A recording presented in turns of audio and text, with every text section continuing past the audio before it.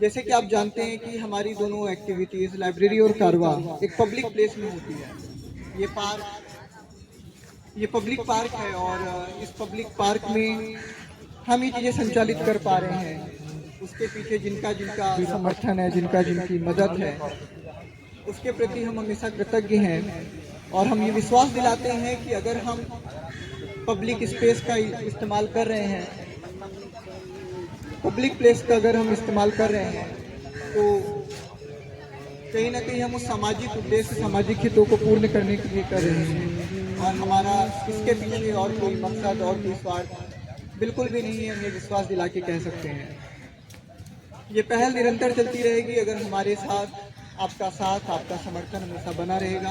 और हम आपको इस पहल में, इस प्रयास में साथ देने के लिए आमंत्रित करते हैं। आप आइए और आपके साथ मिलकर हम इस पहल को और बेहतर कर सकते हैं। जल्दी हम कार्रवाई की शुरुआत करने वाले हैं और करने क्या वाले हैं, हम कर ही रहे हैं।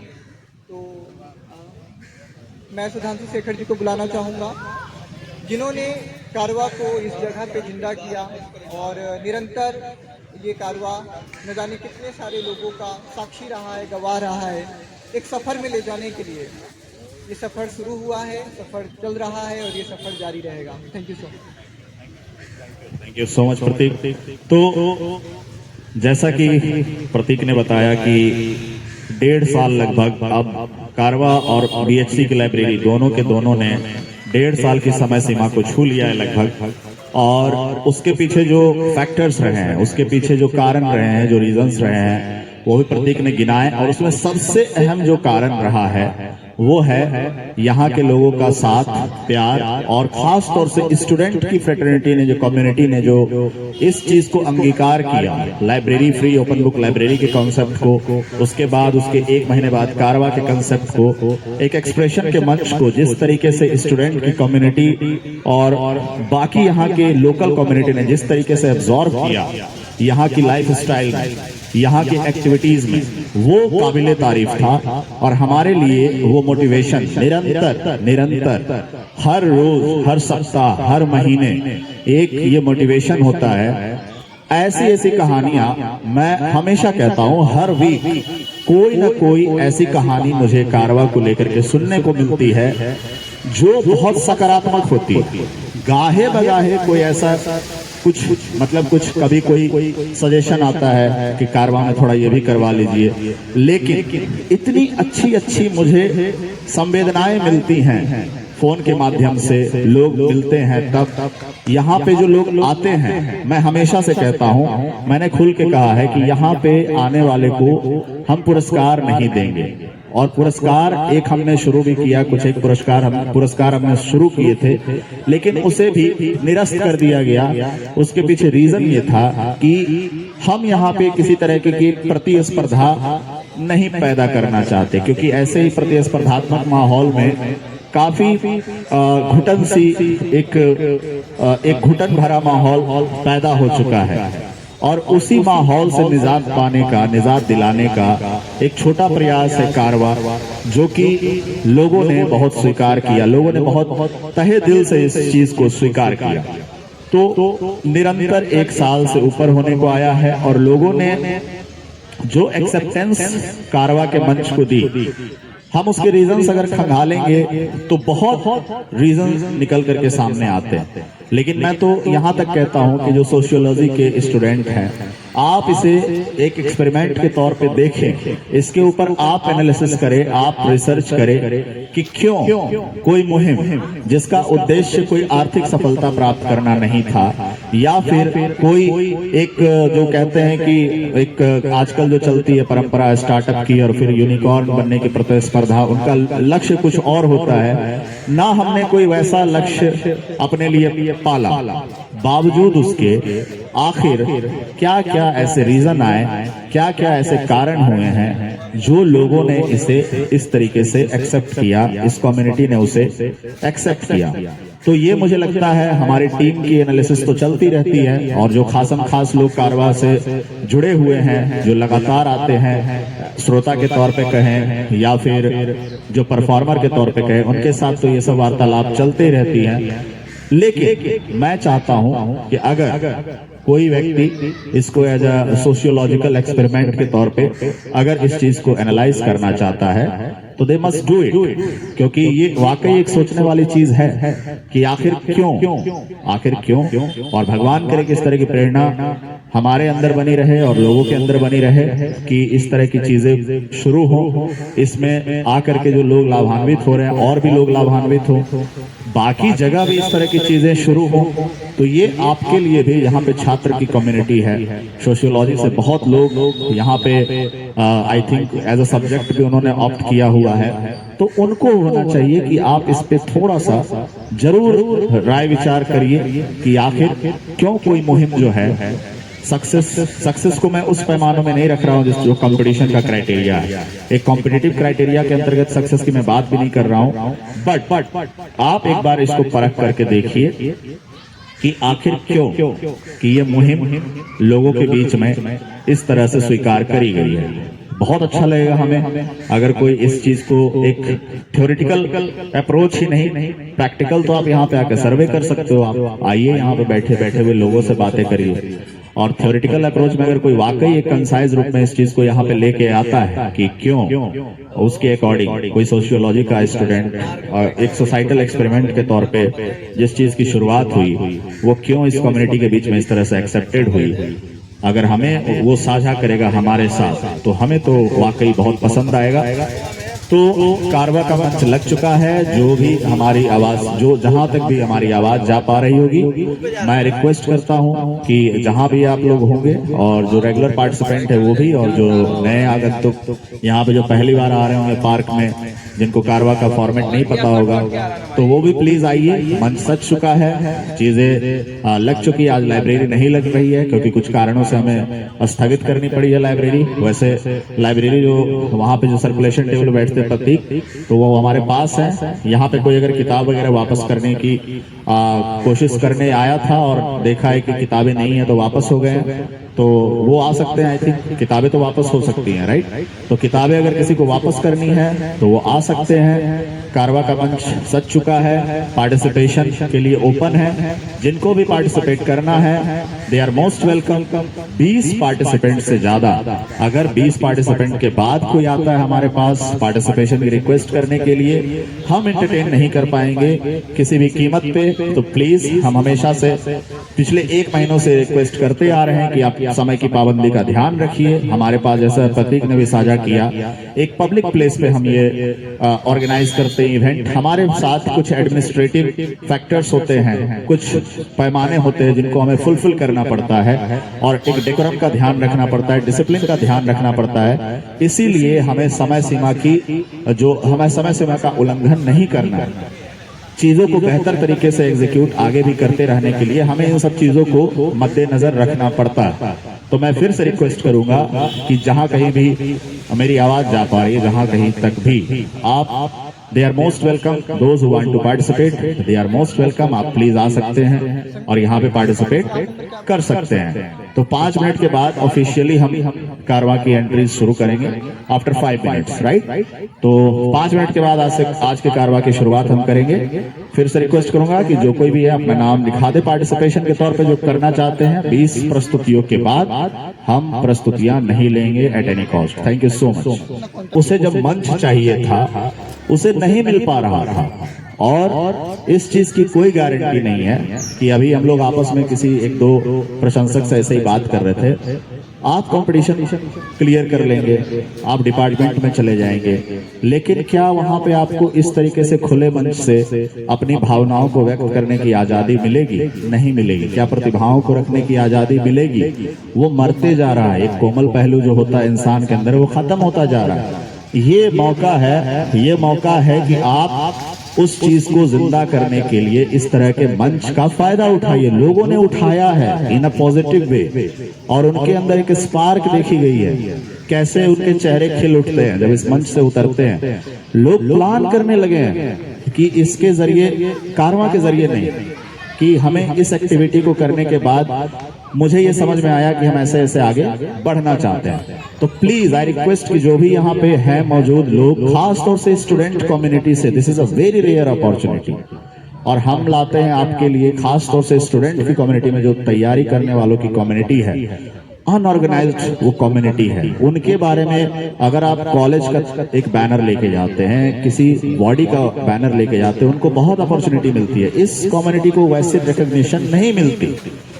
इनमें ऐसे ऐसे टैलेंटेड लोग हैं स्टूडेंट की कम्युनिटी में, उनके अंदर ऐसी ऐसी चीजें बताने के लिए हैं कि उनको मंच पे अगर वो साझा करे तो ना सिर्फ उनके अंदर एक पर्सनैलिटी डेवलपमेंट के तौर पे, बल्कि पूरी की पूरी कम्युनिटी का पता नहीं कितना फायदा होगा। तो मत डिप्राइव करिए अपने भीतर के व्यक्तित्व को निखरने से, और दूसरों को भी मत महरूम करिए उस चीज की जानकारी पाने से जो आप जानते हैं। अगर आपको लग रहा होगा कि यार मैं जानता हूं तो सामने वाला भी जानता होगा, तो ये गलतफहमी है। कभी अपने कंट्रीब्यूशन को प्लीज मैं रिक्वेस्ट करूंगा कि मामूली मत आंकिएगा। क्या पता आपके एक वाक्य से कोई यहाँ बैठा हुआ व्यक्ति एक अलग मोटिवेशन प्राप्त कर ले और उसके जीवन में आप आशा ऊर्जा का संचार कर दे। तो इस मंच को ऐसे प्लीज आप देखिए, और मैं रिक्वेस्ट करेगा आ जाओ, आप आ जाओ, जो आपने नाम दिया था आ जाओ फर्स्ट पार्टिसिपेंट के तौर पे। जो भी यहाँ पे है मौजूद, इनके लिए प्लीज क्लैप करिए। Thank you. आप जो भी है, नाम क्या है इनका? प्रशांत। आइए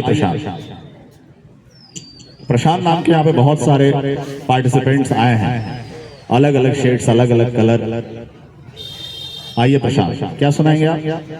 अरे वाह, शायरी लिखते हो आप? अच्छा, आप वही तो नहीं है जो प्रेम पे शायरी करते हैं? अगर हम रूठ जाएं तो वो हमें मनाने को न जाने क्या क्या जतन करते हैं। अगर हम रूठ जाएं तो वो हमें मनाने को न जाने क्या क्या जतन करते हैं। वो जानती हैं शायरों को नहीं रखते ज्यादा देर खफा। अगर हम प्यार से नहीं माने तो फिर कलमों से कत्ल करते हैं। ना इतनी खुशी है कि रोया जा सके, ना इतना गम है कि मुस्कुराया जा सके। ना इतनी खुशी है कि रोया जा सके, ना इतना गम है कि मुस्कुराया जा सके। साथ छोड़ने वाले हाथ पकड़ते हैं, इतना सब इसलिए ताकि मुझे जलाया जा सके। मैं शौक से सिगरेट नहीं पीता, कुछ तो ऐसा हो जिससे दिल का दर्द बुझाया जा सके। मेरी भी तमन्ना थी कि उसके माथे पे बिंदिया अपने हाथों से जरूं। मेरी भी तमन्ना थी कि उसके माथे पे बिंदिया अपने हाथों से जरूं। वो सांस ले तो मैं जीऊं, उसकी मौत आए तो मैं मरूं। मेरी भी तमन्ना थी कि उसके माथे पे बिंदिया अपने हाथों से जरूं। वो सांस ले तो मैं जीऊं, उसकी मौत आए तो मैं मरूं। अब जब वो मेरी है ही नहीं तो फिर इन तमन्नाओं का क्या करूं। हमने न जाने देखा क्या क्या, कुछ भी ना पसंद आया उसे छोड़कर। हमने न जाने देखा क्या क्या, कुछ भी ना पसंद आया उसे छोड़कर। जिस दिन उसे न देखा सोचा सो जाऊंगा चांद देखकर। हमने न जाने क्या क्या देखा, कुछ भी ना पसंद आया उसे छोड़कर। जिस दिन उसे न देखा सोचा सो जाऊंगा चांद देखकर। कमबख्त चांद ने भी उसे न देखा और सो गया बादल उड़कर। सुबह सूर्य की लालिमा के साथ साथ तुम्हारी यादें भी आ जाती हैं। डूब जाती है लालिमा और यादें शाम तक। मैं चैन पढ़ने को होता हूँ कमबख्त चांद निकल आता। रूह से तो जीत ना सका मुझे तो सोचा हुस्न का पासा फेंकते हैं। रूह से तो जीत ना सका मुझे तो सोचा हुस्न का पासा फेंकते हैं। हमें कहाँ पता थी उनकी साजिशें, हम तो वो दिले सदफ हैं जो गर्मियों में भी अलाव सेकते हैं। जीते जी तो फूल मिला नहीं, चलो कब्र पे सो के देखते हैं। Thank you. Thank you. एक बार प्लीज आप ताली बजा दीजिए। आपसे एक रिक्वेस्ट कर सकता हूँ, अगर आप लोग सामने आ जाए तो थोड़ा ऑडियंस को मोटिवेशन मिले। जितने देर के लिए भी आप रुकना चाहते हैं, कोई जबरदस्ती नहीं है, लेकिन चूंकि एक पार्टिसिपेंट, नया पार्टिसिपेंट खास तौर से ये अपेक्षा करता है, तो जैसे जितने देर के लिए भी आप रुकना चाहें, आपकी इच्छा है। तो प्रशांत, एक चीज बताइए, कब से आप गांधी विहार में रह रहे हैं? गांधी विहार में रह रहे हैं नागलोई। तो यहाँ पे कारवा के लिए आते हैं आप? हाँ। अच्छा, कैसे पता लगा कारवा के बारे में? बुक वाले से जुड़ा हुआ हूँ मैं, तो व्हाट्सएप। तो कब से आप? मेरे ख्याल से तीसरी शिरकत है आप। हाँ। तो पहले कारवा में क्यों नहीं आ रहे थे? कारवा तो 1 साल से हो रहा है लगभग, तो कुछ रीजन? पता नहीं था मेरे को। कारवा तो साथ ही चलता है लाइब्रेरी भी मतलब दिल्ली में इधर ही ज्वाइन किया हमने। 3 सप्ताह पहले से ही आप आना शुरू किया आपने? हाँ, तो किस चीज़ की प्रिपरेशन में आप मशरूफ हैं अभी? फिलोसफी ऑनर्स कर रहा हूँ मैं, यूपीएससी की प्रिपरेशन। यूपीएससी की प्रिपरेशन कर रहे हैं, तो मोहब्बत के ऊपर शायरी और यूपीएससी की तैयारी, कैसा कॉम्बिनेशन है? एक्चुअली पिछले 30 महीनों से मैं लिख रहा हूँ, पता नहीं क्यों, बट अच्छा लगता है लिखना, 30 महीनों से। हाँ। मेरा पूछने का तात्पर्य ये नहीं था कि ये ऑड कॉम्बिनेशन है, लेकिन बहुत होता है ना कि कई लोग प्रेम को भटकाव समझ लेते हैं ना, तो आप लगातार जब भी आते हैं तो ये पुरजोर तरीके से कहते हैं कि मैं प्रेम पे लिखता हूँ क्योंकि 19 साल का हूँ, राइट? चलिए, आपकी ये आपकी जो एफर्मेटिव स्टैंड है बना रहे, मैं चाहूंगा आप बने रहिएगा, ठीक है ना? अभी आप जाइएगा मत, ठीक है ना? आप रहिएगा। पहले पार्टिसिपेंट के लिए हमने कुछ पुरस्कार रखा है, तो वो पुरस्कार आपको दिया जाएगा, लेकिन आप यहीं रहिएगा प्रशांत, ठीक है ना? वो टाइमिंग मैं देख करके बताऊंगा। तो नेक्स्ट अंकित आइए। अंकित को मैं क्या ही बताऊं, कारवा ने मुझे एक परिवार दिया। लाइब्रेरी से जब मैं मिला, उसके बाद लाइब्रेरी से जुड़ने के बाद कारवा की शुरुआत हुई, और दोनों ही चीजों को मैं कहूंगा, लाइब्रेरी ने भी, बीएचसी के जितने भी कोर टीम मेंबर हैं, आ जाइए आप, आ जाइए, उन्होंने मुझे जितना प्यार दिया है, जितना संबल दिया है, वो पहले मुझे दिल्ली में कभी नहीं मिला। आ जाइए। और फिर कारवा जब से शुरू हुआ, उसके बाद जिन लोगों से मेरी मुलाकात हुई, जिन लोगों ने मुझे प्यार दिया, सम्मान दिया, उसमें भी कुछ ऐसे लोग मिले जो मैं अभिभूत हो उठा हूँ उनके प्रेम से, उनके उदारता से। एक मैं आपसे छोटी एक चीज साझा करना चाहूंगा। अंकित हमारे साथ हैं, क्योंकि 1 साल से जुड़े हुए हैं जो लोग, उनके बारे में कई चीजें मुझे पता चल गई और चीजें साझा होती हैं। 1 साल पहले जब कारवा की शुरुआत हुई थी, तो मैंने ऐसे ही बीच बीच में ना, मैं एक छोटे छोटे क्वेश्चंस पूछ लेता था। ऋषभ, आपको याद है कि मैं कुछ क्वेश्चंस पूछ लेता था? आप भी 1 साल से जुड़े हो कि किसी फिल्म के ऊपर कि भाई ये कहानी किसकी है, ये गाना किसका है, और फिर जो जवाब देते थे तो उनको एक छोटा सा एक टोकन प्राइज के रूप में, कुछ नहीं होता था, एक बहुत हल्का सा पेन होता था, एक 10 रुपए का पेन होता था। एक बार जहां पे आप बैठे हो ऋषभ, वहां पे अंकित बैठे थे, मुझे इनका नाम नहीं पता था। मैंने क्या सवाल पूछा था मुझे याद नहीं। शरारत हो रहा था, तो मर्द मूवी का एक्सप्लेनेशन। ओके, अच्छा, डम शराज से याद आया, हमारे पास अच्छे एक्टर हैं, तो डम शराज की शुरुआत फिर से हो सकती है। मैंने यहाँ पे जो परफॉर्म कर रहे थे, मूवी का जो एक्ट कर रहे थे, किसी ने नहीं बताया, अंकित ने बताया था मर्द। वो किस फिल्म का एक्ट करके बता रहे हैं, नाम गेस करना था उस एक्ट को देख करके। इन्होंने मर्द बताया था, मैंने 10 रुपए का पेन इनको प्राइज के तौर पे दिया था। प्राइज क्या है, मतलब एक छोटा सा टोकन ऑफ अप्रिशिएशन आप कह सकते हो, मैंने दिया था। कुछ दिन पहले मेरी बात हुई थी अंकित से, अंकित ने अभी तक वो पेन संभाल के रखा है। एक बार इसके लिए प्लीज ताली बजाइए। और मैं इस चीज को सुन करके द्रवित हो उठा था कि मुझे लगा था शायद उस पेन को कोई इतना महत्व तो नहीं देगा कि 10 रुपए के पेन को एक संभाल के रखे कि ये पेन मैं नहीं चाहता हूं कि इसको किसी और यूज में लाया जाए, ये मेरे लिए मेमोरी है। तो thank you so much for such a gesture. और मैंने जैसा बोला कि परिवार की तरह से लोग मुझे कुछ मिले हैं, तो उनमें ये शामिल हैं, और भी कई लोग शामिल है कोर टीम मेंबर के अलावा। तो अंकित क्या सुनाएंगे आज आप?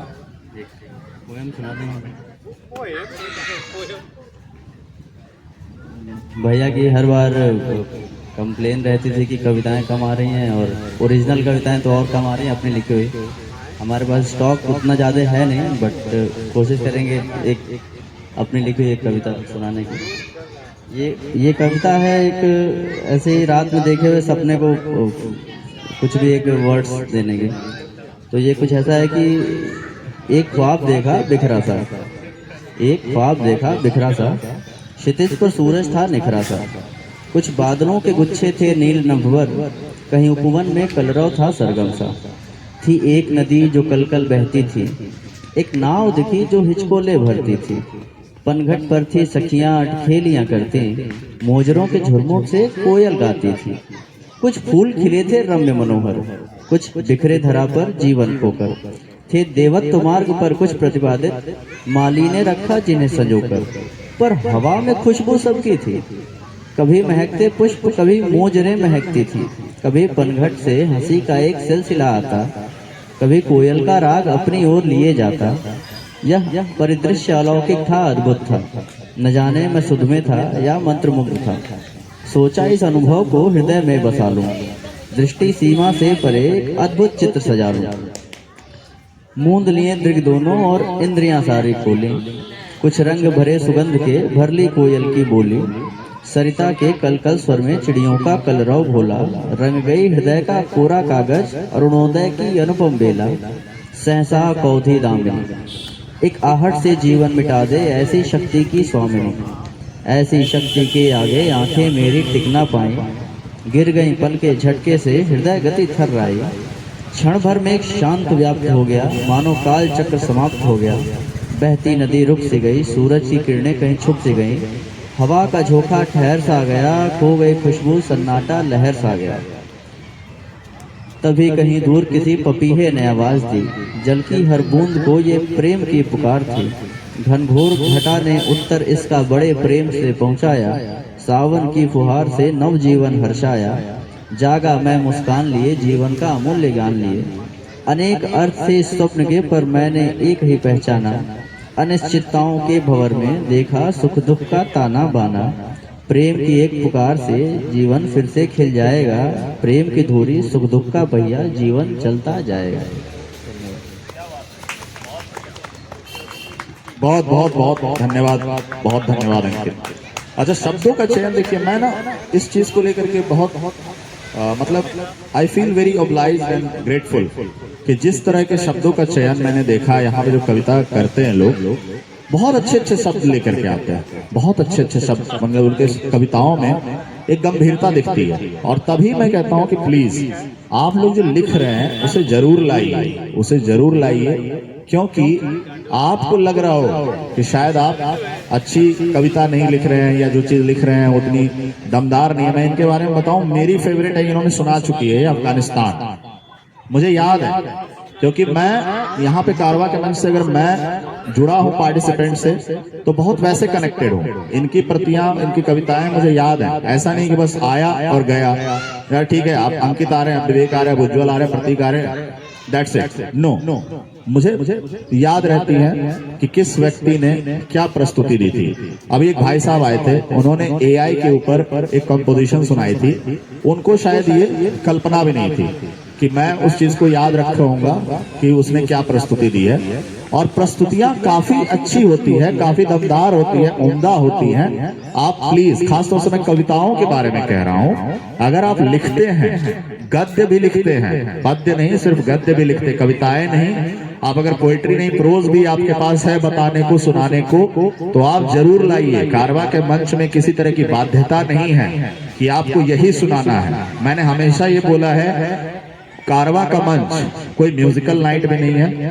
हम इसे म्यूजिकल नाइट की संज्ञा देने वालों से सख्त ऐतराज करते हैं। दूसरा, ये कोई मुशायरा भी नहीं है जहाँ पे सिर्फ शेरो शायरी होगी। ये एक कैनवास है, एक एमलगमेशन है हर तरह के फॉर्म ऑफ आर्ट्स का। जैसा भी बच्चा आया था वो चला गया, वो कह रहा था कि मैं डांस करना चाहता हूँ, इट्स फाइन। जो सेटअप आप देख रहे हो, मिट्टी है यहाँ पे, थोड़ी बहुत दिक्कतें डांस करने वालों को आ सकती हैं, लेकिन हम रोकेंगे नहीं उसे। अगर प्रस्तुति में वल्गैरिटी नहीं है, हम नहीं रोकेंगे। आप डांस करना चाहते हो, आप डांस करो। आप कोई कहानी का एक पन्ना, प्रबल आ रहे हैं हमारे साथ, प्रबल ने लगातार हिस्ट्री के ऊपर कुछ चीजें पढ़ के सुनाई थी, अप्रिशिएबल थी। तो यहाँ पे ये कैनवास है और आप उसे अपने कलर से आपको पेंट करना है। आप कारवा के मंच को ऐसे समझिए, कभी इस जोन में मत जाइएगा, अरे यार मैं तो गाता नहीं हूँ तो मैं वहां जाके क्या करूंगा। कोई ये ना समझे, अरे यार मैं तो डांस नहीं करता तो मैं कारवा के मंच पे जाके क्या करूंगा। कोई ये ना समझे कि अरे यार मैं तो कविता नहीं करता, मैं कारवा के मंच पे जाके क्या करूंगा। आपके अंदर कुछ ना कुछ तो बताने के लिए होगा, अपने जीवन का कुछ तो अनुभव होगा। उज्ज्वल वहां बैठे हैं, तैयारी कर रहे हैं प्रस्तुति की। बात हुई कि सबसे फेवरेट प्रस्तुतियों पे बात हुई। उज्ज्वल ने मंच से भी कहा था एक बार, उज्ज्वल की फेवरेट प्रस्तुति एक बार यहाँ पे आके एक पार्टिसिपेंट ने अपनी आप बीती सुनाई थी और आंख में आंसू थे, बंदा बस रोने ही वाला था, या कह दीजिए रो पड़ा था। कुछ नहीं, उसने सिर्फ अपनी आप बीती सुनाई थी। कि क्या हुआ उसके साथ, जॉब में जाकर के कैसे उसकी लाइफ हो गई है, कैसे कैसे अपेक्षाओं से उसे लाद करके मतलब अजीब एक घुटन हो रही है उसे, और बहुत ही इंटेंस था उसका अपनी जो उसकी कहानी थी, काफी इंटेंस थी। तो आपके पास वैसी कहानी तो सुनाने के लिए जरूर ही होगी। भले ही आप गा ना सकते हो, आपके पास कविताएं ना कहने को हो, लेकिन वैसे तो होगी जरूर कुछ ना कुछ स्टोरी। तो मैं रिक्वेस्ट करूंगा कि प्लीज अगर आपके पास अपने जीवन की कोई घटना वैसी बताने के लिए, तब भी अपने आप को आप रोके ना। तो कार्पित, अगर आपकी प्रस्तुति तैयार है तो अच्छा, इसके बाद ठीक है। तो ऋषभ आप आ जाइए। ऋषभ भी बहुत पुराने समय से हमारे साथ पुराने समय से आते रहे हैं और 1 साल का सफर तय किया है। बीच में गायब हुए थे, काफी अच्छी कविताएं करते हैं। चलिए आइए। एक 4 लाइन के शेर के साथ शुरू करता हूँ। गिरते हैं तो गिरकर संभलना नहीं आता, गिरते हैं तो गिरकर संभलना नहीं आता, और बात भी दिल की कहना नहीं आता। कहते हैं कि राह के पत्थर अजीब हैं, कहते हैं कि राह के पत्थर अजीब हैं, सच ये है कि ठीक से चलना नहीं आता, सच ये है कि ठीक से चलना नहीं आता। और अभी 2 दिन पहले ये पंक्तियां मेरे दिमाग में आई थी, लिखा था कि अब उस बाग में नए पौधे उगाए हैं, अब उस बाग में नए पौधे उगाए हैं, सो लाजिम है कि पुराने पौधे जाएंगे।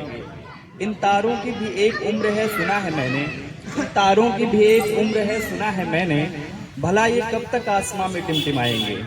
तुम्हारे अच्छे और बुरे सब कर्म ऋषभ, तुम्हारे अच्छे और बुरे सब कर्म ऋषभ, वक्त आने पर तुम पर ही लौट आएंगे, वक्त आने पर तुम पर ही लौट आएंगे। और मैं बचपन से ही चीज़ों को काफ़ी ऑब्जर्व करता रहा हूँ। तो मैंने घर की सिचुएशन पे जो गांव में होती है, लोगों के घर में होती है, उसको 4 पंक्तियों के माध्यम से प्रस्तुत करने का प्रयास कर रहा हूँ। सुनिएगा कि आज यहाँ रिश्तों की मर्यादा तार तार, घर में ही हो रही भाई में लड़ाई है, और एक दूसरे को देख फूले न समाते थे जो, आज उन लोगों ने ये भुकुटी चढ़ाई है।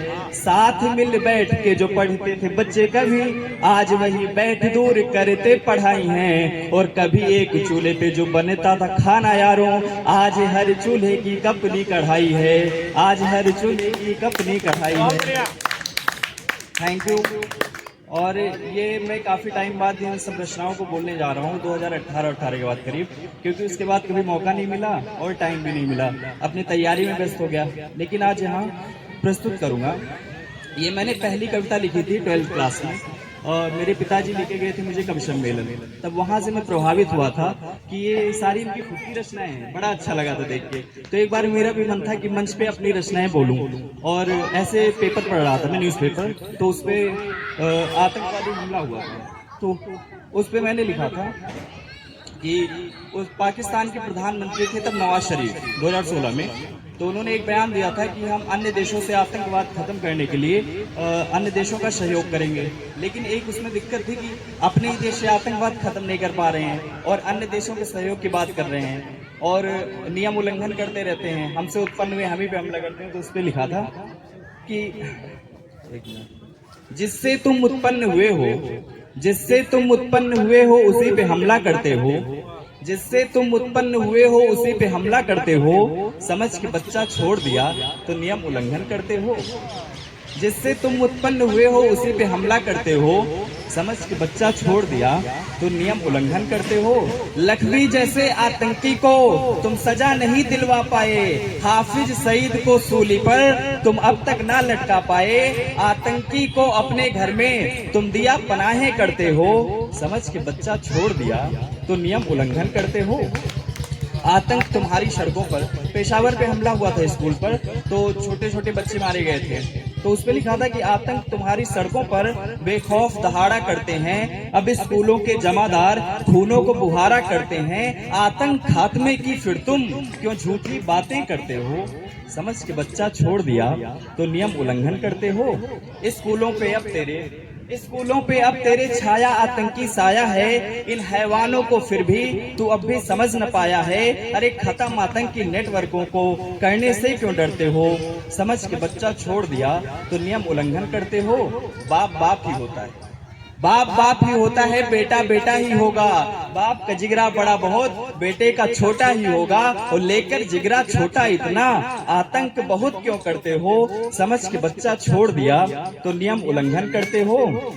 कहे ऋषभ अब बाप के हाथों तेरा संहार सुनिश्चित है। आतंक फैलाने की सीमा तेरी बहुत अनिश्चित है। पठानकोट बेस पर भी हरकत बचकाना करते हो। समझ के बच्चा छोड़ दिया तो नियम उल्लंघन करते हो। समझ के बच्चा छोड़ दिया तो नियम उल्लंघन करते हो। और थैंक यू। और एक ये भी आतंकवाद की रचना है, ये रचना पढ़ के मैं अपना स्थान लूंगा। दहल उठा है बमबारी से, जब पेशावर पे हम लोगों से मिल गया था पठानकोट बेस पे, कि दहल उठा है बमबारी से फिर से अपना हिंदुस्तान। खत्म करो आतंकवाद को, हे जनता तू बहुत महान। ना इनका है कोई मजहब, ना इनका है कोई मजहब, ना तो कोई धर्म है। और दिल के अंदर इनके अब बाकी ना कोई शर्म है। दिल के अंदर इनके अब बाकी ना कोई शर्म है। करते ना करतूत घिनौनी, करते ना करतूत घिनौनी, गर पढ़ते इस्लाम कुरान। खत्म करो आतंकवाद को, हे जनता तो बहुत महान।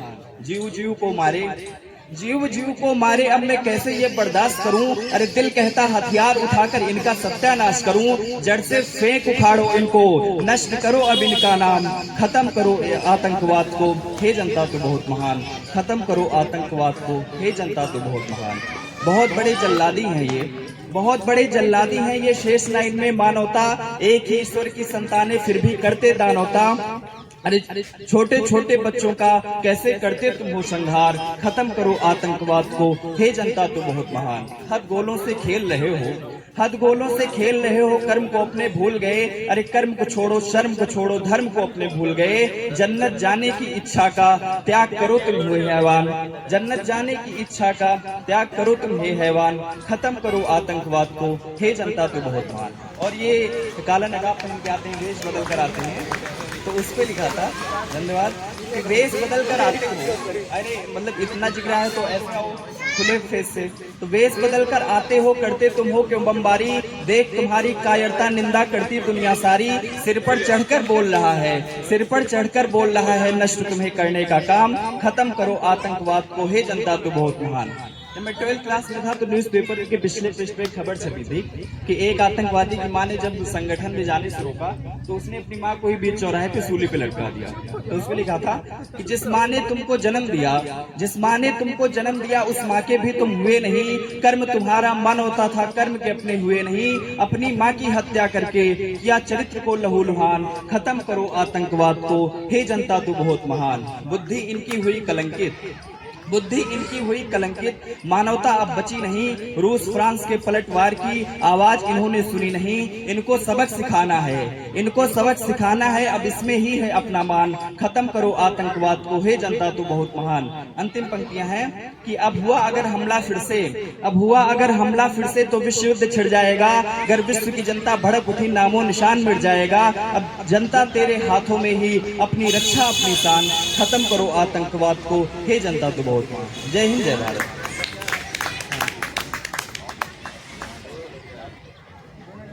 बहुत बढ़िया ऋषभ, बहुत बढ़िया। और मुझे नहीं पता था कि ऋषभ की जो पहले कविताएं आई ना, मतलब इस जॉनर से काफी अलग थी जो अब तक कविताएं आप करते रहे थे। वही मैं सरप्राइज होता हूँ हर सप्ताह जब यहाँ पे आता हूँ। कुछ ना कुछ चीजें मुझे सरप्राइजिंग मिलती हैं और आप ही के बीच से कोई आता है, कोई ऐसी प्रतिभा, कोई ऐसी कविता जो मैं बिना इम्प्रेस और बिना अभिभूत हुए नहीं रह पाता। तो टेररिज्म के ऊपर आपने जिस तरह की संवेदना जताई, और मुझे उम्मीद नहीं थी कि आपने इस तरह की कविता भी लिखी होगी। और मैं भी उम्मीद करता हूं कि आतंकवाद जिस भी रूप में जहां भी व्याप्त है, जिस भी रूप में, वो खत्म होना चाहिए। चाहे वो नकाब पहन के आ रहे हैं या किसी तरह का चोगा पहन करके आ रहे हैं, धर्म के आड़ में या किसी भी चीज की आड़ में, तो खत्म होना चाहिए। उससे किसी का फायदा नहीं है। खैर एनीवे, चलिए उस डिस्कशन से हम दूर हटते हैं थोड़ा। तो हमारे बीच में कुछ एक पार्टिसिपेंट्स अभी और हैं, और मैं फिर से बोल रहा हूँ कि देखिए, जैसे आज पार्टिसिपेंट्स हमारे पास अभी कम हैं, लेकिन एकदम से क्या होता है, पार्टिसिपेंट्स की भीड़ बढ़ती है और फिर उसके बाद हमें रिक्वेस्ट किया जाता है कि थोड़ा टाइम होगा क्या, टाइम होगा क्या। तो ये चीज कहीं ना कहीं सही नहीं है। और मैं उनको लेकर के जरूर एक बार थैंक्स बोलना चाहूंगा, जो भी लोग यहाँ पे मौजूद हैं, खास तौर से जो बीएचसी के टीम मेंबर्स में से हैं, और उज्जवल, मोहित और ऋषभ, ये सब लोग, क्योंकि मुझे वो 11 अगस्त का मंजर याद आ रहा है जब मूसलाधार बारिश हो रही थी और सबने लगभग ये सोच लिया था कि कारवा आज नहीं होगा, लेकिन कुछ लोग थे, बस 5-6 की तादाद में होंगे, और उन लोगों ने डिसाइड किया कि अब चाहे बारिश कितनी भी होगी आज कारवा होगा। और कारवा उस दिन हुआ था। एक बच्चा यहाँ खेल रहा है, आदित्य नाम है उसका, वो बच्चा एक लौता छाता लेकर के आया हुआ और लगातार बना रहा था। वो लड़का आदित्य वहां खेल रहा है, वो बना रहा उतनी मूसलाधार बारिश में भी। आप जाके वीडियो देखेंगे, लेट डलती है आजकल चैनल पे, लेकिन ये उज्जवल कहाँ गए? उज्जवल थे, इनका देखिएगा आप, ऐसे रुमाल डाल करके माइक पे वो गा रहे हैं, और भी दूसरे पार्टिसिपेंट कोई छाता लेके गा रहा है। तो मैं इन लोगों की तारीफ इसलिए करना चाहूंगा कि इनके अंदर ये कलेजा है, ये करेज है, ये मोटिवेशन है कि ये इस चीज से इम्प्रेस होकर के यहाँ नहीं आते कि इनको भीड़ मिलेगी या नहीं मिलेगी। इनको एक्सप्रेशन का मतलब समझ में आ रहा है कि एक्सप्रेशन का मतलब है आपको एक्सप्रेस करना है। डजंट मैटर कि आपको 10 लोग सुन रहे हैं, 1000 लोग सुन रहे हैं या लाख लोग सुन रहे हैं। और होता क्या है, जिनके अंदर इस तरह की भावना होती है ना, वो 10 से फिर उनकी तादाद सुनने वालों में 100 होगी, फिर 100 से 1000 होगी, हो सकता है 1000 से फिर लाखों के बीच में भी उनकी आवाज, उनकी बातें पहुंचे। इसलिए आप इस बात की बिल्कुल भी परवाह मत करिएगा कभी भी कि ऑडियंस नहीं है तो हम ना आज नहीं बोलेंगे। नहीं, आप शायद इस चीज की वो आपकी कल्पना वहां तक नहीं पहुंच पा रही होगी कि आपकी ऑडियंस कहाँ है, आपको कौन सुन रहा है। यही बच्चा है जो सामने कैमरे में देख रहा है, आदित्य, इसको अभी शायद इस बात का आभास नहीं होगा, लेकिन कारवां के पार्टिसिपेंट्स से या कारवां से ये बच्चा ऐसा मोटिवेटेड कि अकेला था ये, और छाता लेकर के खड़ा रहा भरे बारिश में कि मुझे बोलना है। मैंने बोला भी यार मम्मी पापा डांटेंगे नहीं, तुम बारिश में, इतनी बारिश में तुम यहाँ खड़े हो, लेकिन ये लड़का खड़ा रहा और गाया है राष्ट्रगान इसमें। तो वही मैं कह रहा हूँ कि आप इस चीज की परवाह मत करिएगा कि आपको कितने लोग सुनने वाले हैं। अगर आपको इस चीज की परवाह नहीं हुई ना, गारंटी मैं इस बात की इस मंच से आपको बोल रहा हूँ, आपको सुनने वाले जरूर मिलेंगे। अगर आप इस चीज की परवाह नहीं करते कि सामने कितने लोग खड़े हैं मुझे सुनने के लिए। तो जो लोग यहाँ पे बने हुए हैं, खासतौर से पार्टिसिपेंट के तौर पे उज्जवल और प्रबल, अर्पित, प्रतीक, मोहित, ऋषभ, इन सबको मैं तहे दिल से शुक्रिया अदा करना चाहूंगा। रीजन बीइंग कि इन लोगों ने कारवा के मर्म को समझा है, कारवा के ये सच्चे समर्थक हैं। इनके अंदर सिर्फ वो लोलुपता नहीं है कि हमें 4 लोग प्रशंसा करेंगे तो मैं आऊंगा, अगर 4 लोग मेरी प्रशंसा नहीं करेंगे तो नहीं आऊंगा। And I must respect this feeling and I will. Thank you so much to all of you, thank you so much, thank you so much. तो अर्पित आ रहा है, आइए। और चूंकि अभी पार्टिसिपेंट्स कम हैं, तो अगर आपके पास प्रस्तुति देने के लिए है, ऋषभ अगर आप और भी सुनाना चाह रहे हैं तो yes, you are most welcome. ठीक है ना, स्टॉक में आपकी कविताएं, मोहित आपके पास भी, प्रतीक आपके पास भी है। जो भी अभी हमारे पास टाइम है तो इसका फायदा उठाइए। आपके पास और भी जो चीजें हैं आप साझा कर सकते हैं। 6:30 तक हम कार्यक्रम चलाएंगे, प्रस्तुतियां आती रहेंगी 6:30 बजे तक, तो कार्यक्रम चलेगा 6:30 बजे तक। उसके बाद हम रैप अप करेंगे। तो प्लीज जिनके पास भी कुछ बताने के लिए है जीवन से, अपने किताब का पन्ना कुछ पढ़ना चाहते हैं, अपनी रची कविता, कोई म्यूजिक करना चाहता है, दे आर मोस्ट वेलकम। अर्पित आइए।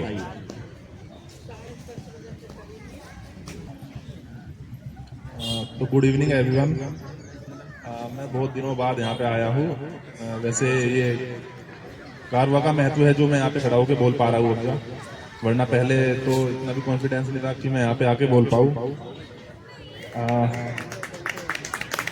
अभी बहुत दिनों बाद मैंने यहाँ पे परफॉर्मेंस दे रहा हूँ, तो अभी थोड़ा बहुत कॉन्फिडेंस कम है, लेकिन आप लोगों को देख के वो कॉन्फिडेंस धीरे धीरे ऊपर जा रहा है। तो जैसे अभी भाई बोल के गए थे टेररिज्म के बारे में, तो उसी सर्कल में मेरा भी एक टॉपिक है जो घूमता है तो अभी कुछ वर्ल्ड हिस्ट्री में पढ़ रहा था, तो उस पर एक 2-4 मूवी देखी है मैंने वर्ल्ड वॉर्स की, तो उसी पे मुझे एक गाने की कुछ पंक्तियाँ मिली है रागीर के, तो मैं आपके साथ शेयर करना चाहूँगा। तो सुनिएगा, ये एक गाने की तरह है। एक आलसी दोपहर में, एक बूढ़े नीम की छाव में, जो नक्शे में भी ना मिले उस छोटे से गाँव में, मेरे दादा मुझसे कह रहे थे कि बेटा कुछ कानून है, जितनी तरह के बंदे दिखते उतनी तरह के खून है, उतनी तरह के किस्से है हर बंदे के हर घाव में। एक आलसी दोपहर में, एक बूढ़े नीम की छाव में, एक सिपाही के चर्चे सुन रह गया था दंग में, उसने मार गिराए थे ना जाने कितने जंग में। गांव में जब वो लौटा था तो खड्डा था एक आंख में, पर सारे यही पूछ रहे थे कितने मिलाए राख में। किसी ने उसका हाल न पूछा, ऐसे ही सब घर गए। फौजी को यूं लगा कि जैसे वो सारे भी मर गए। उसने अपनी माँ से कहा, कर डाले मैंने पाप कई, जो चाहे इसे नाम दो मैंने छीने बेटे बाप कहीं। ये सब सोच सोच कर मेरी तो आंखें नम होती है, क्या अजनबियों की जान की कीमत अपनों से कम होती है। क्या अजनबियों की जान की कीमत अपनों से कम होती है। और फिर पानी भरता गया उस छेद से उस नाव में, एक आलसी दोपहर में, एक बूढ़े नीम की छाव में। Thank you. हाँ, इसी के साथ एक शायरी भी है जो कि एआई और मेरी क्रिएशन है शायद, लेकिन ज़्यादा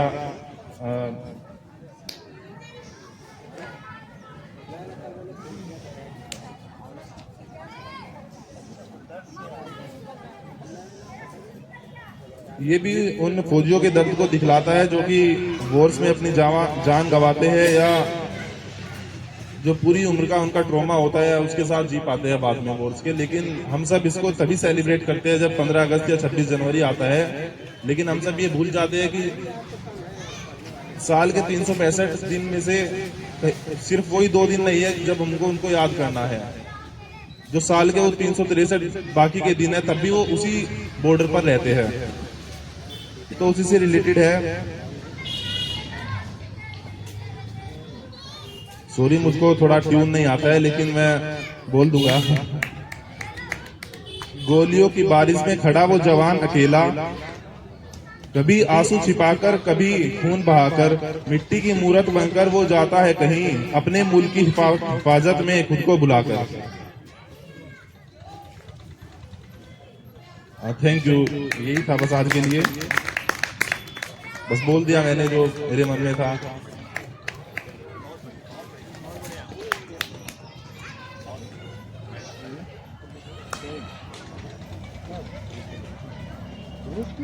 तो मैं जो 11 अगस्त की बात कर रहा था, तो अर्पित भी उस लिस्ट में शामिल थे। अर्पित भी बारिश में भीग भीग करके इन्होंने गाना गाया था, और गाना क्या गया था, रैप किया था, और बहुत पावरफुल रैप था, है ना आपका अर्पित, वो रैप जो आपने 11 अगस्त को किया था। हमारे पास आज टाइम है, टाइम इसलिए है क्योंकि पार्टिसिपेंट्स अभी ज़्यादा नहीं आए हैं, तो अगर आप वो रैप करना चाहें तो आप उस ट्रैक को निकाल करके वो रैप कर सकते हैं, ठीक है ना, जो उस दिन आपने किया था 11 अगस्त को, ठीक है ना। मैं रिक्वेस्ट ही कर रहा हूँ क्योंकि मौका है, हो सकता है नेक्स्ट टाइम से हमें एक ही प्रस्तुति देने का मौका मिले आपको, तो प्लीज आप अगर रैप आप वो करना चाहें तो आप ट्रैक निकाल करके तैयार करके उसे ठीक है ना। तो नेक्स्ट उज्जवल, अगर आप तैयार हैं तो। और मेरी एक रिक्वेस्ट है कि चूंकि शारदा सिन्हा मतलब वो ऐसी हस्ती हमारे बीच में अब नहीं रही जिन्होंने लोक संगीत को एक नई ऊंचाई दी, वैसे तुलना कला में नहीं होनी चाहिए, लेकिन उस्ताद बिस्मिल्लाह खान को कहा जाता है कि उन्होंने एक ऐसे वाद्य यंत्र को जो सिर्फ एक शादी में बजने वाला एक वाद्य यंत्र माना जाता था, उसे स्थापित किया पूरे विश्व पटल पे, उसको एक ऐसी रिकॉग्निशन दिलवाई। तो उस्ताद बिस्मिल्लाह खान ने जो काम किया था, मुझे लगता है कि तुलना नहीं कर रहा हूं मैं, और स्वर कोकिला बोला जाता है उनको, लता जी तो सरस्वती की उनकी और पदवी, लेकिन शारदा जी का उससे कम कोई वो नहीं है। जिस तरह की उनकी, मैं उनके बारे में पढ़ रहा था शारदा जी के बारे में, और करीबन 15 साल वो छूटी रही, वो रिकॉर्डिंग नहीं करी उन्होंने। तो उनका कहना था कि शायद रिकॉर्डिंग कंपनियों के एटीट्यूड से ना वो बहुत वो थी, क्षुब्ध थी। जो लोग कमर्शियल नहीं होते ना, उनके अंदर ही इस तरह की पवित्रता, और उनकी देखिए आप छठ की कल्पना क्या कर सकते हैं बिना उनके गीतों के, नहीं हो सकती है, असंभव है, असंभव है। छठ तो खैर छोड़ ही दीजिए, बिहार और पूर्वी उत्तर प्रदेश के लोगों को जब लता जी की मृत्यु हुई थी तो किसी एक लेखक ने उनको ट्रिब्यूट दे करके कहा था कि आज अपने घर पे जरूर बात करिएगा, क्योंकि हर घर में आज ऐसा फील हो रहा होगा कि आज उनका अपना कोई चला गया, परिवार से कोई सदस्य खो गया है। तो मुझे लगता है शारदा जी के बारे में बिहार और पूर्वांचल के लोग के यही आभास हुआ होगा जिस दिन गुजर गई शारदा जी, ऐसा ही लगा होगा कि हमारे परिवार से आज कोई अपना चला गया है। तो जरूर मैं चाहूंगा यहाँ बैठे हुए जितने भी लोग हैं, जहाँ भी लोग जो घूम रहे हैं, टहल रहे हैं, शारदा जी को अगर श्रद्धांजलि के स्वरूप कुछ गाना चाहे, कुछ बोलना चाहे, तो वो आज इस मंच से जरूर उस चीज को कहें। धन्यवाद। नमस्कार सबको। शारदा जी हमारी यूनिवर्स से किसी और यूनिवर्स में चली गई हैं। मुझे गाना नहीं आता, ना मैंने सीखा है, ना मैं गाता हूँ, बट वो हमारे बिहार की धरोहर थी, हमारी माँ थी। तो मैं कोशिश करता हूँ कि कुछ लाइनें हैं मैं बस सुनाऊँ।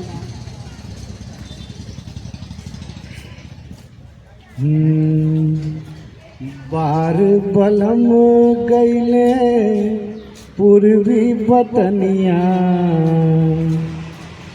बार बलम गईले पूर्वी बतनिया, केहू सने साचहू पायदा हो नजरा गई निगुइया, पटना से बैदा बुलाई दा हो नजरा गई निगुइया, नजरा गई निगुइया, नजरा गई निगुइया, नजरा गई निगुइया, पटना से बैदा बुलाई दा हो नजरा गई निगुइया।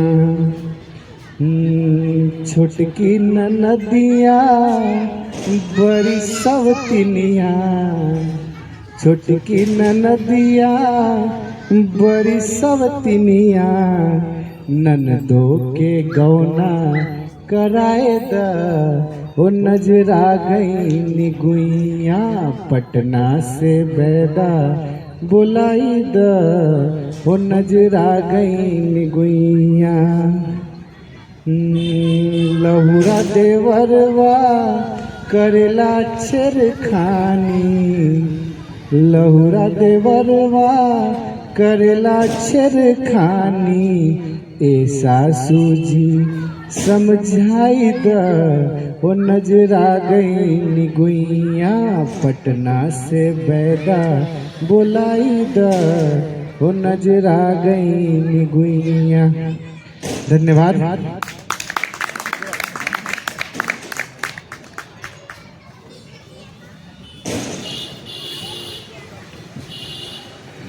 आज मैं एक देवी प्रसाद मिश्र की कविता सुनाने आया हूँ। देवी प्रसाद मिश्र एक डायरेक्टर हैं, राइटर भी हैं, कुछ सिनेमा उन्होंने बनाई है, बट ये कविता उनकी बहुत मशहूर है। खासकर खैर कोई नहीं, खासकर कहाँ मशहूर रहने देते हैं। कहते हैं वे विपत्ति की तरह आए, कहते हैं वे प्रदूषण की तरह फैले, वे व्याधि थे। ब्राह्मण कहते थे वे मलेच्छ थे, वे मुसलमान थे। उन्होंने अपने घोड़े सिंधु में उतारे और पुकारते रहे हिंदू हिंदू हिंदू। बड़ी जाति को उन्होंने बड़ा नाम दिया, नदी का नाम। वे हर गहरी और अविरल नदी को पार करना चाहते थे।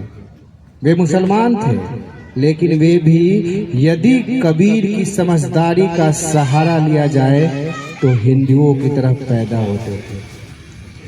उनके पास बड़ी बड़ी कहानियां थी, चलने की, ठहरने की, पिटने की और मृत्यु की। प्रतिपक्षी के खून में घुटनों तक और अपने खून में कंधों तक वे डूबे होते थे। उनकी मुट्ठियों में घोड़ों की लगामें और म्यानों में सभ्यता के नक्शे होते थे। न मृत्यु के लिए नहीं, वे मृत्यु के लिए युद्ध नहीं लड़ते थे। वे मुसलमान थे। वे फारस से आए, तुरान से आए, समरकंद, फरगना, सिस्तान से आए, तुर्किस्तान से आए, वे बहुत दूर से आए, फिर भी वे पृथ्वी के कुछ हिस्सों से आए। वे आए क्योंकि वे आ सकते थे। वे मुसलमान थे। वे मुसलमान थे कि या खुदा उनकी शक्लें आदमियों से मिलती थी हूबहू।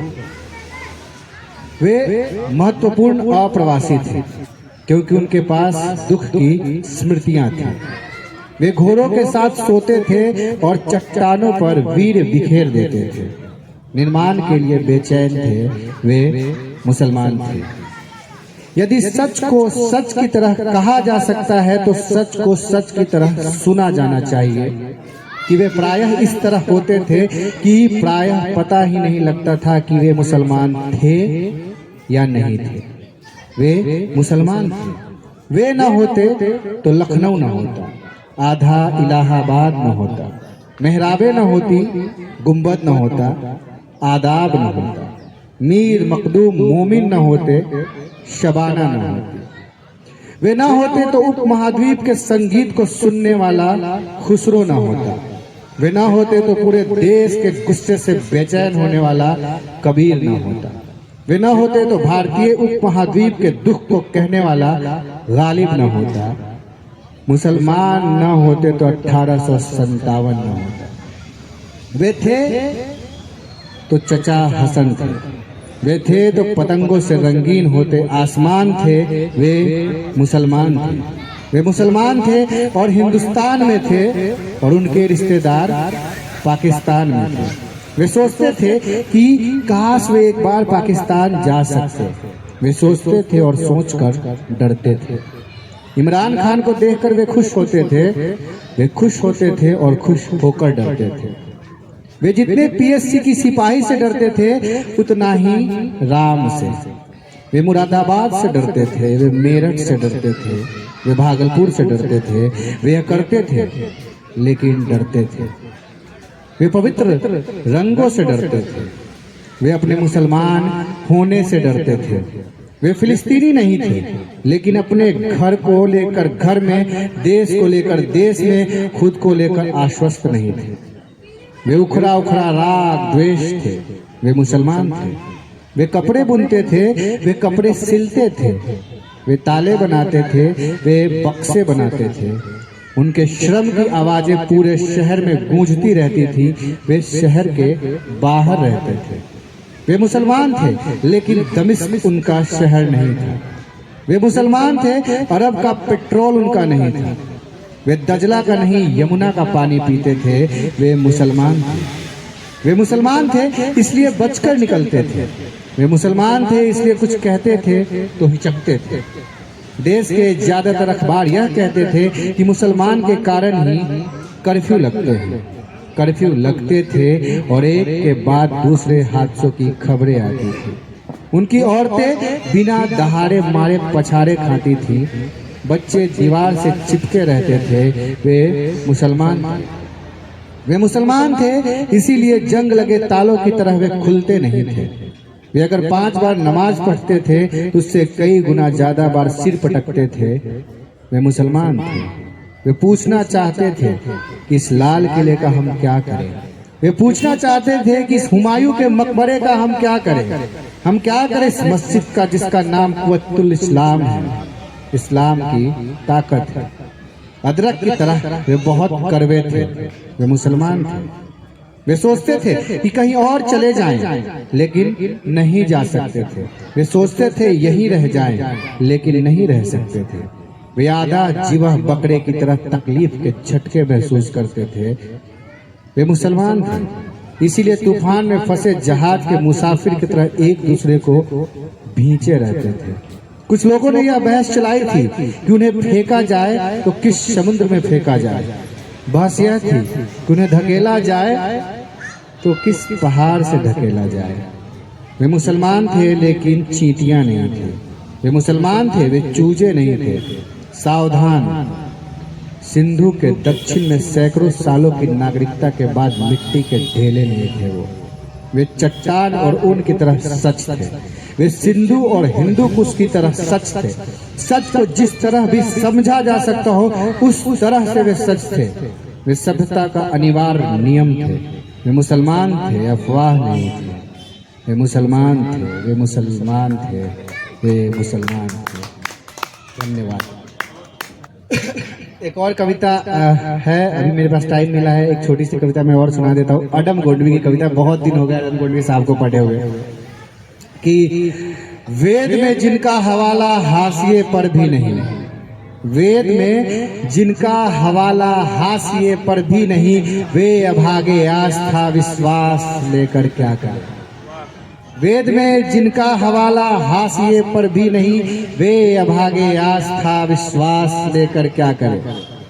लोक रंजन हो जहां संबुक वध की आड़ में, लोक रंजन हो जहां संबुक वध की आड़ में, उस व्यवस्था का घृणित इतिहास लेकर क्या करें।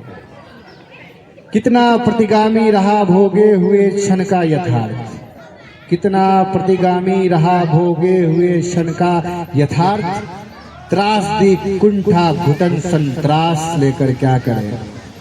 और गर्म रोटी की महक पागल बना देती मुझे, गर्म रोटी की महक पागल बना देती मुझे, परालौकिक प्रेम का मधुमास लेकर क्या करें। धन्यवाद। बहुत बहुत धन्यवाद उज्जवल। और उज्जवल की कंट्रीब्यूशन मैं पिछले 2 महीनों से बताऊं इमेंस रही है। अगस्त मंथ से मैं कहूं तो इसलिए बताना जरूरी है क्योंकि 11 अगस्त की जो मैं बात कर रहा था उसमें उज्जवल भी पार्टिसिपेंट थे और अटल था ये निर्णय इनका भी कि चाहे जो हो, बारिश कितनी भी मूसलाधार हो, लेकिन कारवा होगा, और कारवा हुआ था। दूसरा कंट्रीब्यूशन जो मैं उज्जवल की इमेंस जो बता रहा हूँ कंट्रीब्यूशन कारवा के मंच के लिए उंगलियों पे मैं गिन रहा था, मतलब गिनती नहीं हो पाई थी जितने कवियों की कविता उज्जवल ने यहाँ पे सुनाई। एक बार इसके लिए प्लीज एक बार क्लैप कर दीजिए, क्योंकि अलग अलग कवियों की कविता, दिनकर हो गए, परवीन साकिर, अदम गोंडवी, इकबाल, मतलब मैं उतने अभी मुझे याद नहीं होंगे, नागा अर्जुन, दुष्यंत कुमार, बहुत लोगों की कविताएं इन्होंने अकेले सुनाई हैं। तो ये बहुत बड़ी कंट्रीब्यूशन है। भिखारी ठाकुर, अगर मैं उस चीज की बात करता हूं, अगर आप वाकई कला के शौकीन हैं, साहित्य के शौकीन हैं, तो आपको इन्होंने एक बहुत ऐसे कीज दिए हैं जिसको सुन करके आप इनके कविताओं को सुनिए और जाके उनको ढूंढिए। मैंने ढूंढा, मैं ये स्वीकार करूंगा कि मैंने ढूंढा और मुझे प्राप्त हुआ। तो डिपेंड करता है आपके ऊपर कि आप यहाँ किस उद्देश्य से आते हैं और क्या लेके जाना चाहते हैं। कई लोग हैं जो अलग अलग उद्देश्य को लेकर के आते हैं, इट डिपेंड्स ऑन देम कि वो किस चीज को लेकर के आ रहे हैं। लेकिन एक एक पार्टिसिपेंट यहाँ पे आने वाला आपको कुछ दे के जा रहा है, अगर आप उससे लेना चाह रहे हैं। तो नेक्स्ट प्रतीक आइए। प्रतीक, आप सब जानते हैं प्रतीक को, लाइब्रेरी में कितना बड़ा योगदान होता है, कारवा में भी रहता है, लेकिन कारवा के मंच पे व्यस्त होने के कारण बहुत कम आते हैं। आज समय मिला है तो आए हैं, आइए। Thank you so much Sudhanshu ji, मौका बहुत मिला और व्यस्त रहने का सौभाग्य भी मिला। अभी जो कविता सुनाई गई उसमें इलाहाबाद का जिक्र आया। उसी इलाहाबाद से जुड़ी एक कविता है। इलाहाबाद में ज़्यादा तो नहीं, लगभग 3 वर्षों का समय बीता। वो शहर जहाँ पे आप कुछ समय अगर बिताते हैं तो कहीं ना कहीं वो शहर आपके अंतर मन में एक जगह बना लेता है, वो अपना सा हो जाता है। उसी शहर के बारे में एक कविता है जो कुछ समय पहले लिखी गई थी, तो वही मैं आपको सुनाना चाहता हूँ। तेरा किनारा मुझे तेरे ओर खींच लाता है, तेरा किनारा मुझे तेरी ओर खींच लाता है। मैं अगर जो ना सका तो मेरा मन खुद ही तेरी सैर कराता है। मैं एक तक तुझे सोचता रहता हूँ, न जाने कब मेरा मन तेरे तक हुआता है। मेरे पैरों के निशान अब भी होंगे वहाँ, मेरे पैरों के निशान अब भी होंगे वहाँ। मुझे यकीन है जैसे मैं चला कोई न चला होगा यहाँ। बेशक आगे के कदम किसी और जमीन नहीं है, नाज मुझे मेरे अस्तित्व के पीछे तेरी जमीन है। इलाहाबाद ये शहर जिसमें बहुत सारे अच्छे अनुभव, बहुत तरह के अनुभव, बहुत तरह के रास्ते, बहुत तरह के अवसर, बहुत तरह की झलकियाँ ज़िंदगी में दिखाई। तो ये इस शहर के लिए एक छोटा सा प्यार। और एक बात अर्पित ने कही थी कि लास्ट में, अगर आपने गौर किया हो, अर्पित ने ये बात कही कि जो मन में था मैंने बोल दिया। तो ये सेंटेंस सुनने में बहुत छोटा भले ही लगे, लेकिन इसके मायने बहुत बड़े हैं। जो मन में था मैंने बोल दिया, जो मन में था मैंने कर लिया, जो मन में था मैंने जी लिया। क्योंकि ये जो चीज़ है ये कहीं कोई नौकरी, कोई पद या कोई कुछ हासिल कर लेने के बाद भी मिल जाए, इसकी कोई गारंटी नहीं है। हम इस मुगालते में रहते हैं कि जब कुछ हो जाएगा तो हम मन भर जी लेंगे। जिंदगी शुरू है, आप उसे जी रहे हैं या काट रहे हैं, वो आपके हाथ में है। तो जो मन में आए वो कर लिया, ये बहुत बड़ा सौभाग्य है, बहुत बड़ा मौका है। अगर आपने ऐसा कर लिया तो आप करोड़ों की भीड़ में कुछ चुनिंदा लोगों में से हैं जो आपके मन में आए और आपने कर लिया। ये बहुत मुश्किल है और इस बाधा को, इस बाउंड्री को पार करने का जब भी अवसर मिले, जहाँ भी मिले, जैसे भी मिले, उसे पाते रहिए। और एक छोटा सा अवसर, अगर आप कारवा के मंच में वो अवसर आप देखते हैं, कारवा के मंच से अगर आप वो बाधा को पार कर सकते हैं तो कारवा मौजूद है और इसका लाभ उठाएं और आप भी आगे बढ़ें और कारवा के सफर में साथी बने रहें। Thank you. Thank you Pratik, thank you so much. और प्रतीक, लाइब्रेरी लगातार आप देखते होंगे कि लाइब्रेरी में इनकी क्या भूमिका होती है, लेकिन ना कि सिर्फ लाइब्रेरी बल्कि कारवा जो शुरू हुआ है, तो जैसा कि मैंने बोला, पहला परिवार मुझे जो मिला वो बीएचसी इंडिया, मतलब यहाँ पे other than my own family, मतलब मेरे पेरेंट्स, मेरे भाई बहन के अलावा दिल्ली में इस तरह की जो सहभागिता की प्रवृत्ति थी, अपनापन था, बीएचसी इंडिया के कोर टीम मेंबर्स से मुझे पहली बार मिला। फिर जब कारवा की शुरुआत हुई, इन्होंने मेरी प्रतिभा जो भी था उन चीज़ों की कद्र करी, और लेकिन सिर्फ वहीं तक सीमित नहीं रहा वो साथ, और धीरे धीरे धीरे अपनापन। मुझे कुछ मेडिकल इमरजेंसी भी आई थी एक बीच में पिछले साल, तो इन्हीं लोगों ने मेरी मदद की थी, बहुत मतलब दिल से होगी।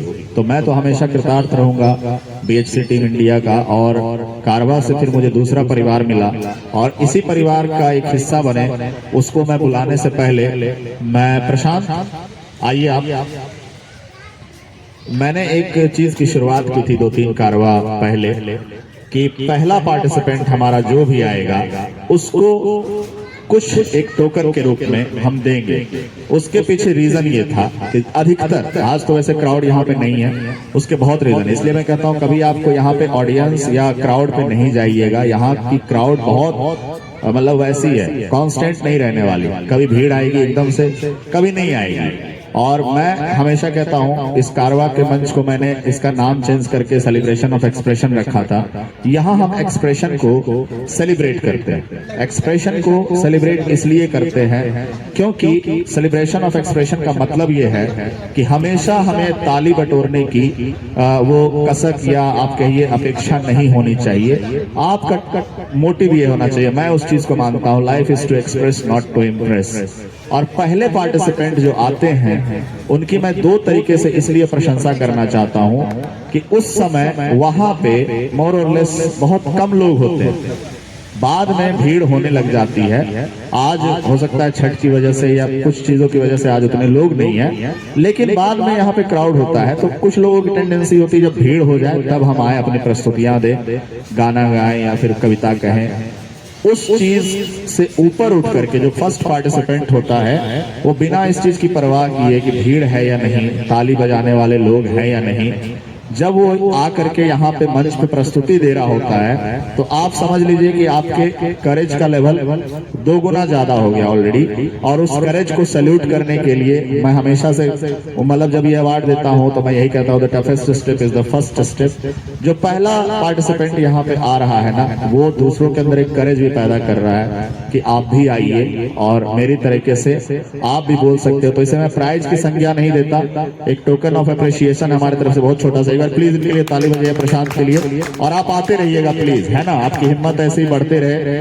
तो मैं परिवार की बात कर रहा था और इस परिवार में जो कारवा से मुझे मिला, बीएचसी इंडिया से मिला, और इस परिवार में बहुत लोग आ चुके हैं, सिर्फ मेरे पर्सनल लेवल पे नहीं, एक दूसरे से मैं सुनता हूँ कि अच्छा ये आज इससे बात हो रही थी, आप पार्क में आएंगे तो देखेंगे कि लोग मिल करके बात कर रहे हैं और कारवा से जुड़े हैं। कई तरह के डिस्कशंस हो रही है अदर देन कॉम्पिटिटिव एग्जाम्स भी, और वो बहुत बड़ी चीज है। एक कम्युनिटी बिल्ड हुई है कारवा की वजह से, एक कम्युनिटी बिल्ड हुई है पूरी की पूरी। जो लोग आपस में कला के ऊपर बातें कर रहे हैं, मेरे से लोग कंसल्ट कर रहे हैं कि मतलब हम ये करना चाहते हैं, हम इसको कैसे करें आगे, मतलब वो भी कॉम्पिटिटिव एग्जाम से इतर। और ये पहली बार हो रहा है गांधी विहार के लेवल पे, मुझे लोगों से पता लगता है कि इस तरह की चीज यहाँ पे पहले कभी नहीं हुई थी।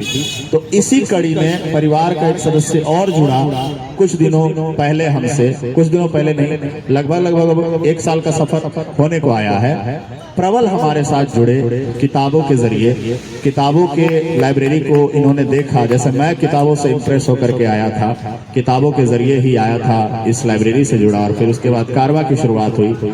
ठीक उसी तरीके से प्रबल भी किताबों के जरिए आए हैं, फिर कारवा से जुड़े, हमसे जुड़े, पूरे परिवार का हिस्सा बने। और अच्छी चीज ये है कि कारवा के मर्म को समझ रहे हैं ये लोग, जो लोग यहाँ पे मौजूद हैं, जो पार्टिसिपेंट, जो रेगुलर पार्टिसिपेंट हैं, जो सिर्फ ताली की गड़गड़ाहट सुनने के लिए यहाँ पे नहीं शिरकत करते, कारवा के मर्म को समझ रहे हैं। इन्होंने यहाँ पे पिछली बार एक कविता सुनाई थी दिनकर जी की, रश्मि रथी से थी, रश्मि रथी से एक सर्ग सुनाया था और उन्होंने बाकायदा मुझसे ये कहा कि मैं याद करके सुनाना चाहता हूँ, मैं थोड़ा टाइम लेना चाहता हूँ। और उन्होंने याद करके सुनाया और बहुत ही बढ़िया कविता सुनाई इन्होंने, बहुत ही अच्छी कविता सुनाई। तो आज भी प्रबल आ रहे हैं उसी तरह से अपने कुछ लिमिटेशंस को खत्म करने, और मैं आपसे भी यही कहूंगा कि कारवा का मंच अपने लिमिटेशंस को खत्म करने का, उससे दूर जाने का एक बहुत बड़ा मंच है। आपको ये मंच नहीं मिलेगा, लोग आपको बुलाएंगे, स्पॉन्सर्ड कैंडिडेट की तरह बुलाएंगे, लोग एंडोर्समेंट के लिए बुलाएंगे, लेकिन इस मंच पे आप अपनी हिचक दूर करने के लिए आइए, अपनी झिझक दूर करने के लिए आइए। और यहाँ पे आने के बाद आपकी हिम्मत एक्सेलरेट होती है। आप यहाँ पे आने वाले किसी पार्टिसिपेंट से पूछिएगा, आपको ये पता लगेगा कि यहाँ पे आने के एक बार पार्टिसिपेट करने के बाद कैसे उनकी हिम्मत फिर बढ़ती है। तो प्रबल की भी हिम्मत बढ़ी, जैसा अर्पित ने कहा कि यहाँ आने के बाद ही उनके अंदर बोलने की हिम्मत आई। ऐसी कई कहानियां, और प्रबल ने उस चीज को समझा है, आज भी उस अपॉर्चुनिटी का फायदा उठा रहे हैं। थैंक यू प्रबल, इसी तरह से आप आते रहिएगा। Thank you, Aya, for your kind words. Hello, everyone. Today I want to share my experience of since joining this BHC library and then afterward coming to Karwa. So before that, I want to say that I joined. Actually, I come as a reader for the first time as a reader in PSC library in Vijayanagar. I live in Vijayanagar. That is actually 3-4 kilometers away from here, and where the second library of PSC operates. I saw a poster and joined. I went as a reader, and afterward, when I see that the BSc is doing a wonderful work, and then I try to support that in the way of volunteering. Then after a few weeks, the BSc team said to me that you can also come to Karwa, where people come and share their expression. So that was great opportunity, but I was thinking at that time that I am very shy person. Means before coming to Karwa, I have never gone to any stage. So I first tried to deflect that invitation to come in Karwa. I just said that I would come later, and I just try to deflect that opportunity, because I was a person that was afraid to come and speak on any stage. I could share some experience of my life when I did actually gone to a college and came back. I went there to participate in a debate, but I came back from the gate of that college because I was feeling that I could not speak in that debate. So I want to first share 2-3 experience in which will show that I was a person who could not speak on the stage, and now I am first time speaking in English. Earlier before coming to this stage, I was thinking that I could not speak in English. So earlier I have only spoken in Hindi. So I was just thinking that I could not speak it. So my first thing in my mind was that at least if I could speak in 2 minutes on this stage, then I would consider that I have, I got success in that. So 2-3 experience I would try to point out that would show that how afraid I was before coming to the Karwa. So first experience was of I think it's 11th class. So 11th class I was in school, and there was one speech competition like that happens on first week of November about the corruption. It is actually the first week of November is actually Vigilance Week. If you go to any college this time and any government school, you would find that there are a lot of competition going on there about corruption and integrity and ethics in life, because this first week of November is actually celebrated as anti-vigilance. I think Vigilance Week. I don't know. I am not getting the correct word. So in 11th class, when I got the news that there is something like speech competition would be held in school, I just gave my name. I gave my name to the teacher who was also my English teacher. So I just gave my name to him. And on the date of that competition, I was just, very nervous. Like I was just crumbling. So I went just before, half an hour before the competition, I went to the teacher. As I have told that he was also my English teacher, I said, "Sir, please cut my name. I could not participate." So sir was actually like he was actually a person like who actually tried to motivate. So he was like, नहीं अब तो आपको करना ही पड़ेगा, अब कुछ नहीं होगा. I know. Today I get to know that he said so because that I could participate I could get something from that participation. So now he had confirmed that he would not cut my name, and I have to speak anything, means anything, if I could speak on that stage. So in that competition, there was principal was attending, and there were some chief guests from from railway, because that was Kendriya Vidyalaya, and the governing body of that school includes some member of railway like DRM, etc. So I gave my speech somehow by reading the paper, and that was the that was the moment you feel like that it needs so much courage. Means when you are going to stage and doing something new which you haven't done earlier. So at that time you needs a lot of courage, and but I had to do because I was forced to do. Actually, I would say that, and the same thing happened when I came to Karwa. I have just, as I have said you, that I come Karwa after a long period of time. Since this person told me, I just tried to deflect that invitation to come to Karwa. So one day when it was, I think in May or June, I don't know, I came to Karwa, and Vikram said to me that, do you want to speak something? And I said, no, I didn't prepare and I couldn't speak. I said something like this, but Vikram is Vikram, and he says that you have to say something. You can just share your experience at Vijayanagar Library, that you come, that you can just tell about that, how your experience at that library. So I was like, what experience I could tell? I have nothing to tell, but he just gave my name to Sudhanshu Bhaiya, and without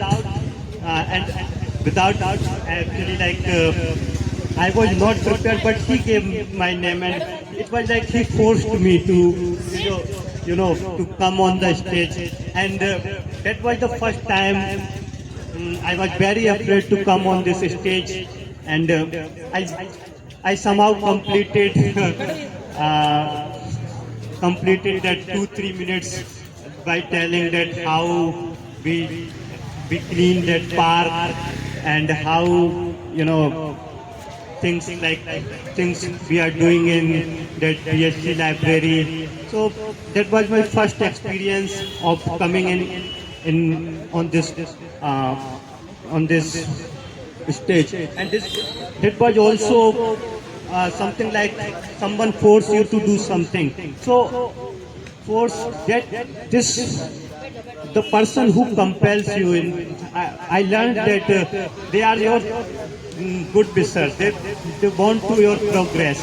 So that happens 2 times. First was in my teacher in 11th class, and this time it was Vikram. So I want to add few incidents in my college life, where I went to a college for a debate, and I come back because I thought that I could not speak for 5 minutes, because the debate was actually you have to speak just for maximum 4 minutes, and 1 minute is interjection.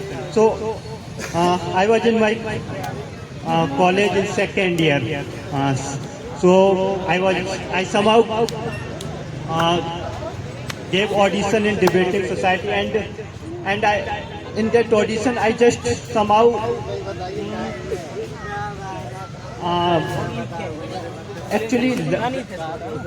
actually prepared my speech by heart. I just जिसको कहते हैं रट्टा मार लेना, पूरा speech रट्टा मार के I somehow cleared that audition in debate, and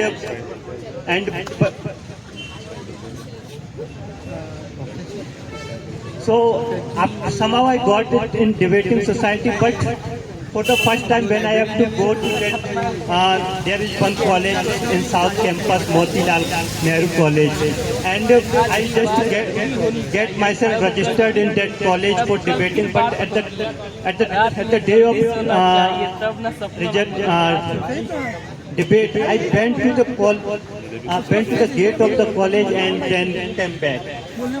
I was so afraid that I thought that I could not speak, and then I came back. And now, if I am speaking before you, it is only because this stage. And so I want to thank this stage for bringing so much confidence in my life and giving me the confidence. Thank you.